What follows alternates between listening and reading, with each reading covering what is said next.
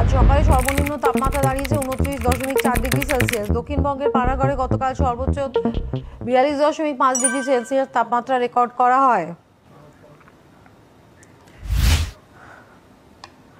ভারতের আবহাওয়া দপ্তর অত্যাধুনিক গরমের সময় সঠিক ভবিষ্যৎবাণী করে থাকে। এই সতর্কবার্তাকে গুরুত্ব দেওয়া উচিত।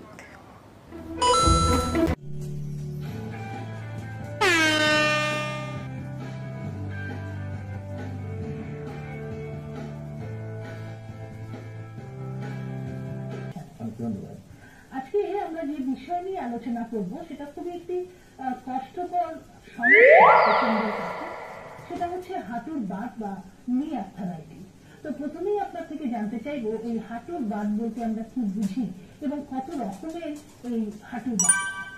হাঁটু একটা হাঁটুতে সেটা হচ্ছে অস্টিও আর্থারাইটিস, সেটা বয়সজনিত আর্থারাইটিস। একটু মাঝ বয়স নিচে এটা হচ্ছে কার্টিলেজ বা তরুণাস্থি। এই তরুণাস্থি প্রথমে ক্ষতি হতে থাকে এবং আস্তে আস্তে ভেঙে যেতে থাকে। তাহলে ডান দিকের ছবিটা দেখুন, তরুণাস্থি গুলো ক্ষয় হয়ে গেছে, ক্ষয় হয়ে গিয়ে তারপরে আস্তে আস্তে হাঁটুর যে সার্ফেস বা তল হয় সেটা রাফ